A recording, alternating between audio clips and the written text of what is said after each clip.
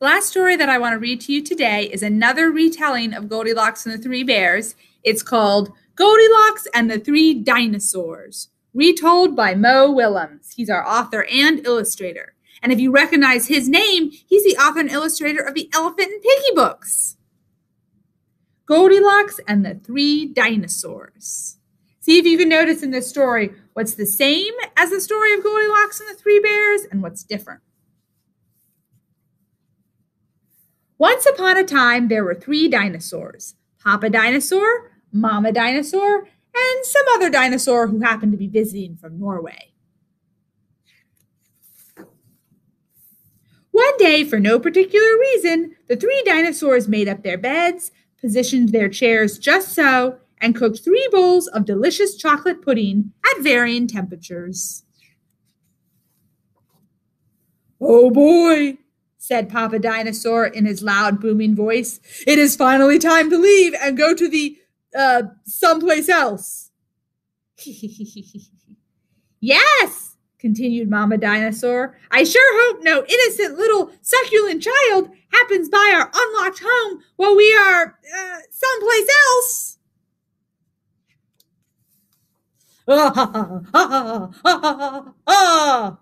Then the other dinosaur made a loud noise that sounded like a big evil laugh, but was probably just a polite Norwegian expression.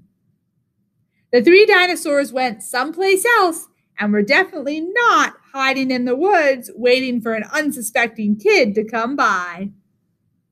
I think they might be hiding in the woods waiting for an unsuspecting kid to come by. Sure enough, 5 minutes later, a poorly supervised little girl named Goldilocks came traipsing along.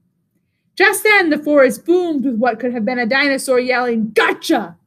But I'm pretty sure it was just the wind. The loud noise was immediately followed by another loud noise that sounded kind of like, "Be patient, Papa Dinosaur, the trap is not yet sprung." But that could have been a rock falling, or a squirrel. They're setting a trap for Goldilocks. Either way, Goldilocks was not the type of little girl who listened to anyone or anything. For example, Goldilocks never listened to warnings about the dangers of barging into strange, enormous houses. So as soon as Goldilocks came across a strange, enormous house, she barged right in. Inside, Goldilocks immediately smelled the 3 bowls of delicious chocolate pudding.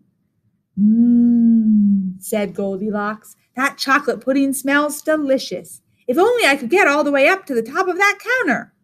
Then Goldilocks noticed a very tall ladder that just happened to be there and certainly wasn't left on purpose. Goldilocks climbed up the ladder and found herself face to face with 3 gigantic bowls of chocolate pudding.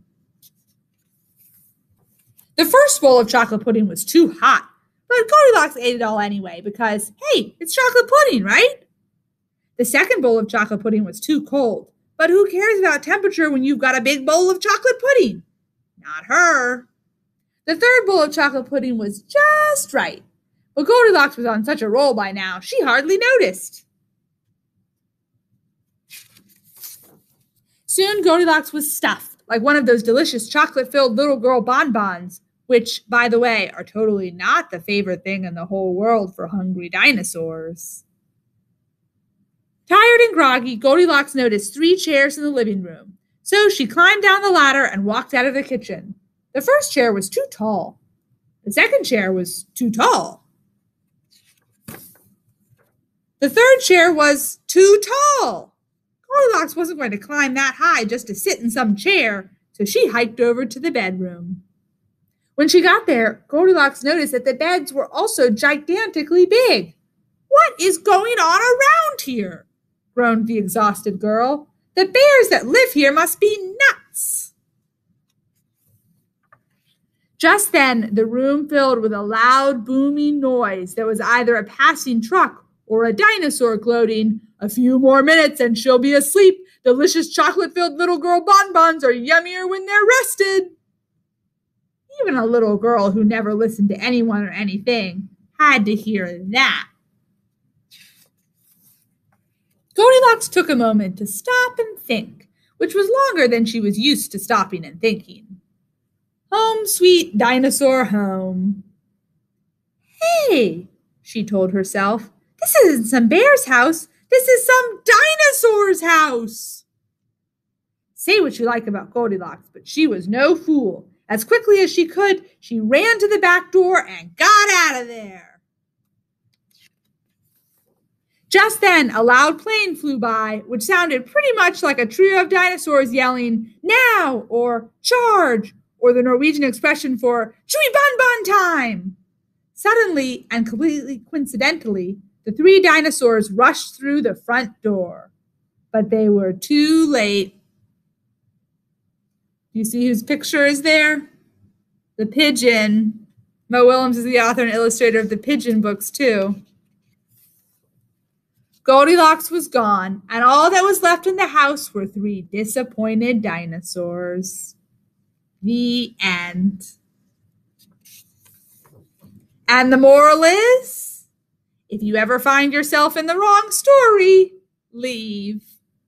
Goldilocks belongs in the story of Goldilocks and the Three Bears. And the moral for dinosaurs is, lock the back door. The end for real. That's a much sillier retelling of Goldilocks and the Three Bears, isn't it?